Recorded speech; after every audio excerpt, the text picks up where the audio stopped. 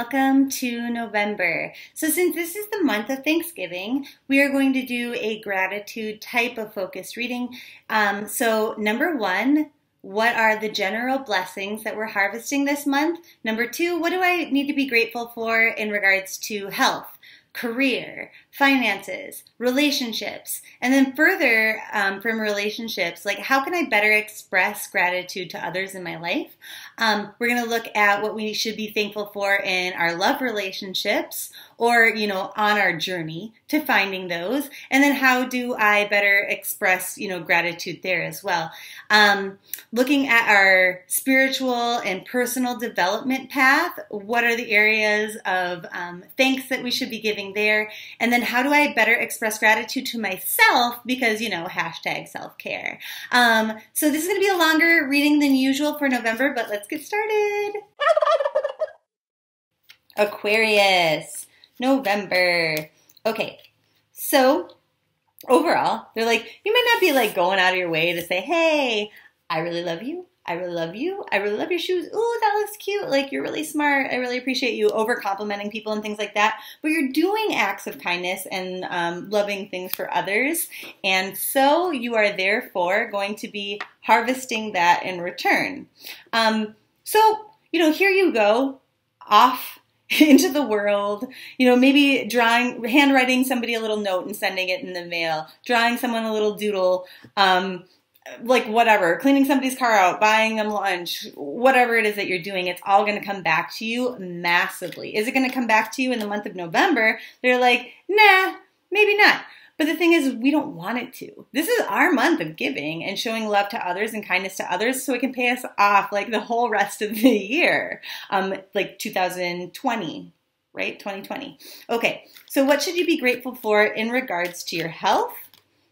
They're saying, honestly, that we don't have to have people like kind of investigating it.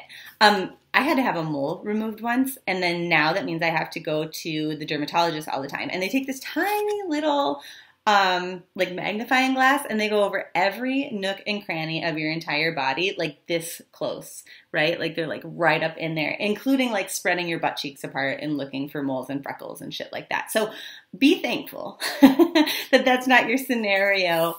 People aren't too much in your business. And like, honestly, your health is really not that big of a problem in the month of November. Now, that being said, it's a general reading. So I don't want you to be like, oh, well, this psychic told me like, I don't need to come here because, whatever.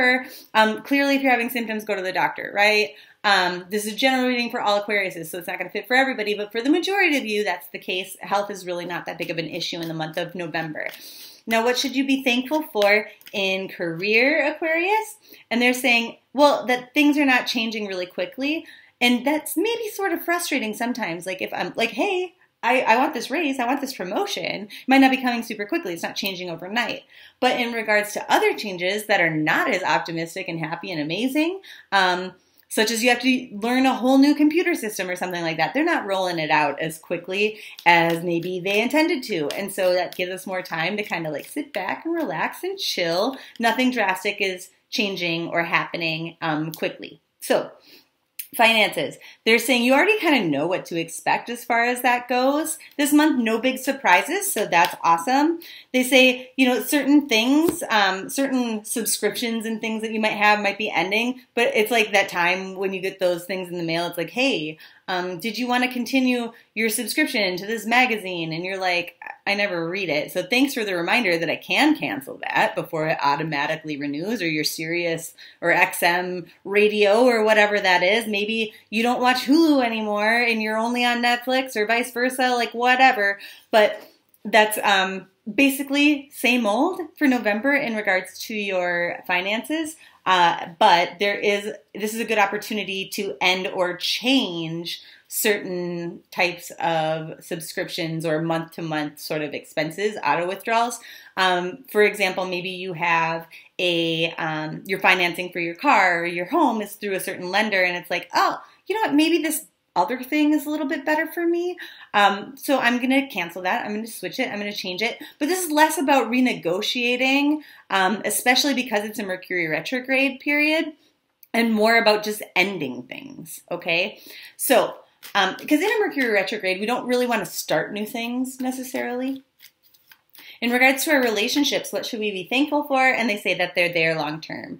Libra had a similar energy where it's like, hey, my ride or dies that are really always there, I'm super thankful for that. You know, I've had the same best friend since 7th grade, and I'm really thankful that she's always going to be there no matter what. We may not talk for a year, but the second I need her, I know she's going to come to my side, right? Or I'm really thankful that I have siblings, or I'm really thankful, like, even though I might not always get along with my dad, like, he's always going to be my dad, right?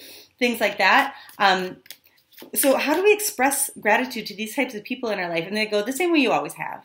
Like, you don't have to go overboard. It's nothing new or different, but the same way that you typically have done so, because otherwise you might come across a little bit weird. Now, in regards to your love life, what should you be thankful for if you're single?